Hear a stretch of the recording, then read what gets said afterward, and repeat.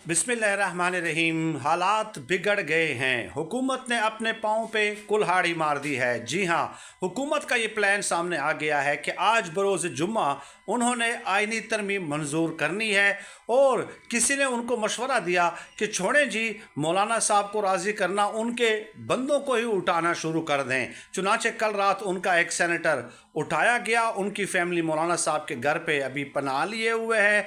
मौलाना साहब के एक रुकन को रिश्वत की ऑफ़र की गई और मौलाना साहब के एक और रुकन को धमकी दी गई।